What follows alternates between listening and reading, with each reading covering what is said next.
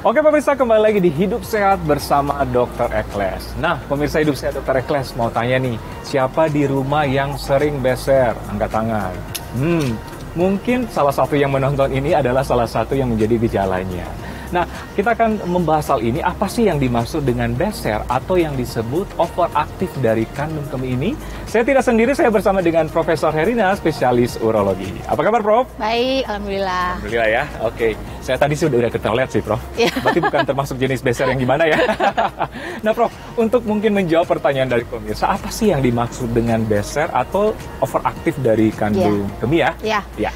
Jadi dok, sesuai dengan namanya, kandung kemih overaktif itu adalah kandung kemih yang terlalu cepat terasa terisi gitu. Jadi keluhan-keluhannya atau gejalanya biasanya sulit menahan kencing. Jadi kalau mau ke kamar mandi tuh tergopoh-gopoh gitu, harus berlari kencang gitu. Kadang-kadang sampai tidak keburu, kemudian udah keluar duluan tuh satu tetes, dua tetes gitu. Jadi disertai dengan mengompol. Tapi kemudian ada keluhan lainnya, jadinya sering banget ke kamar mandi, jadi bolak-balik ke kamar mandi di siang hari dan juga malam harinya sering terbangun untuk berkemih. Jadi kalau orang tidurnya nyenyak sampai pagi itu biasanya ini mengeluhkan setiap jam terbangun untuk berkemih. Oke. Mungkin selain tadi gejalanya, berarti itu yang orang yang tidak tahan rasa buang air kecil ya? Betul. Jadi gejalanya adalah sulit menahan kencing, satu, bisa disertai mengompol tadi, udah keluar duluan atau tidak, dan itu akhirnya membedakan overactive bladder ini menjadi overactive bladder basah. Itu yang ada mengompolnya. Kalau overactive bladder kering dia enggak, jadi hanya tergopoh-gopoh tapi bisa menahan sampai ke kamar mandi. Kemudian yang ketiga adalah sering kencing siang dan malam hari. Siang dan malam hari. Nah pada pria dan wanita sama gejalanya atau gimana? Sama, tetapi tentunya penyebabnya berbeda ya. Karena yang paling penting perbedaan antara pria dan wanita adalah pria tuh punya prostat, sedangkan perempuan wanita tentunya tidak. Iya. Nah mungkin sebelum kita ke penyebab, Prof, kalau dikatakan sering kencing itu termasuk gejala, termasuk kategori beser? Betul. Jadi biasanya pasiennya mengeluhkan bolak-balik kamar mandinya itu dikatakan beser biasanya. Tapi sebenarnya kalau kita melihat overactive bladder itu kunci gejalanya adalah susah menahannya itu sebenarnya. Susah menahannya. Jadi harus begitu muncul gejalanya, muncul rasa ingin kencingnya, kalau kita kan biasanya bisa jalan tenang gitu Iya. Nah ini benar-benar harus lari-lari sampai bisa nggak keburu.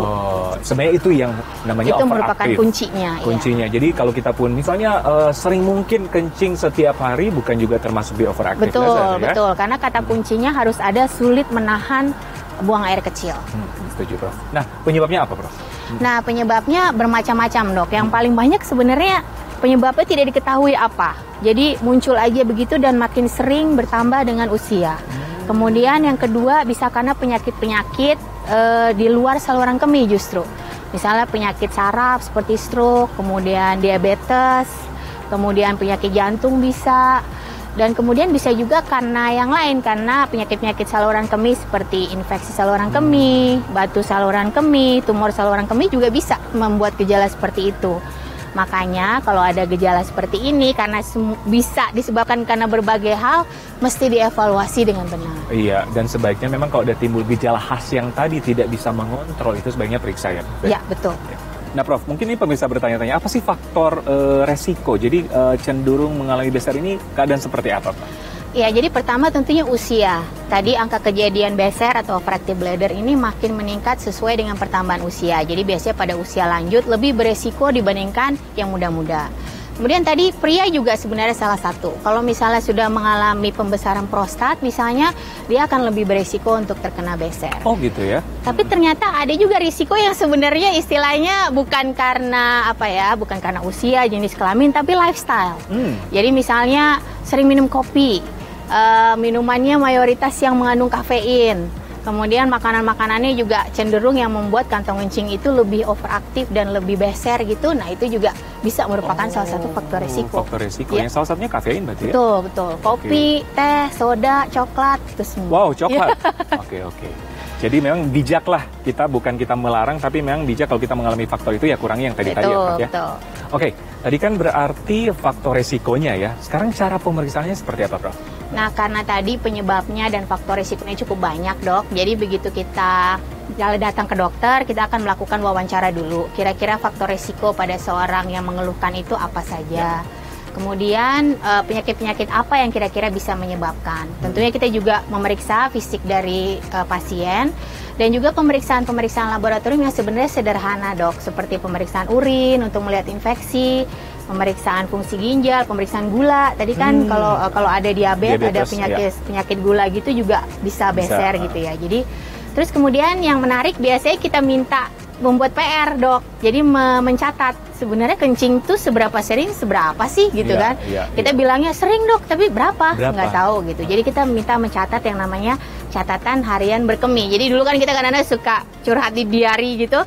Ini diary untuk berkemih. Iya. Berapa banyak sih batasan, Bro? Jadi kalau kita anggap sering itu adalah dari pagi hari sampai dari kita bangun sampai malam kita mau tidur lagi. Kalau sudah lebih dari 8 kali adalah sudah sering. Nah, cara terapinya sekarang, mengobatinya seperti apa, Bro? Nah, tadi seperti kita ingat bahwa sebenarnya ada yang nggak punya sakit apa-apa, tapi karena masalah lifestyle aja. Jadi ya udah kita coba untuk mengurangi lah, paling tidak mengurangi kafein, konsumsi kafein. Hindarilah makanan-makanan yang kurang friendly terhadap kandung kemih, jadi kurang ramah terhadap kandung kemih. Seperti makanan pedas, makanan kecut, asam gitu ya, kita coba kurangin. Kemudian juga berkemih sesuai jadwal. Jadi ada kan orang yang misalnya nanti tahan-tahan dulu. Tapi begitu nanti udah ketemu rasa mau kencing, tahu-tahu udah harus keburu-buru sampai ngompol. Jadi istilahnya dilatih kandung kemihnya atau bladder training. Nah kemudian yang menarik adalah untuk beser ini, kalau misalnya sering dengar tentang latihan Kegel, latihan otot dasar, senam Kegel, biasanya ibu-ibu tahu nih kalau senam Kegel itu membantu untuk kita bisa lebih menahan kalau saat desakan untuk berkemih itu datang ya. Nah ini Prof, mungkin bagi pertanyaan pemirsa, apalagi yang sudah, saya ini sering beser, gimana sih cara mengobatinya, Prof? Dan apakah bisa disembuhkan, Prof? Ya, sebenarnya bisa ya jawabannya. Jadi udah agak tenang dulu nih kalau udah bisa. Disembuhkan, ya? Bisa. Yang pertama tadi kan tentunya yang paling sederhana dulu terapi perilaku tadi. Tapi kalau ternyata dengan terapi perilaku, dengan Kegel exercise tadi belum bisa menurun juga gejalanya atau belum sembuh, ada pilihan-pilihan terapi lain, Dok, seperti obat, kemudian sampai yang lebih invasif sampai katakanlah sampai operasi gitu juga ada sih. Tapi biasanya sekitar 70-80% biasanya bisa sembuh tanpa tindakan-tindakan yang terlalu invasif. Oke, jadi berita baiknya itu ya. Tapi pun kalau ada gejala selanjutnya jangan takut, ada pengobatan ya. Betul. Gitu. Oke, Prof, ini kan merupakan kadang-kadang hal umum ya, maksudnya sering kencing ataupun kadang-kadang tidak bisa menahan ya gejala khas tadi ya. Tapi bisa kita bedakan nggak ya beser ini dengan penyakit kandung kemih yang lain? Nah, iya betul sih Dokter Ekles. Jadi gejala-gejala overactive bladder ini sangat sering merupakan gejala-gejala penyakit lain di kandung kemih seperti tadi ya. Infeksi saluran kemih dia yang paling sering pada perempuan ya, tapi overactive bladder itu biasanya tidak ada rasa sakit saat berkemih. Jadi dia hanya susah menahan aja, dia terburu-buru, dia ngompol, tapi nggak pernah sakit. Kalau misalnya udah sakit berarti ini mungkin ada yang lain. Kemudian dia biasanya tidak disertai dengan kencing berdarah misalnya. Kalau misalnya udah kencingnya mulai keruh, kemudian berdarah, kita harus pikir yang lain selain infeksi, batu, dan lainnya. Jadi sangat-sangat banyak kemungkinan diagnosisnya, jadi harus dievaluasi dengan teliti. Harus dievaluasi ya. Jadi memang pemirsa lebih bagus mencegah daripada mengobati ya. Betul. Jadi misalnya kalau ada gejala-gejala atau keluhan-keluhan yang sudah disampaikan kita tadi, segera periksa ke dokter ya, apalagi ke spesialis urologi. Setuju ya, Prof? Ya, setuju. Oke, terima kasih, Prof. Sama-sama, informasinya bermanfaat, sehat selalu. Ya, amin. Oke pemirsa, jangan kemana-mana, masih banyak informasi kesehatan lainnya. Tetap bersama kami di Hidup Sehat bersama Dr. Ekles setelah yang satu ini.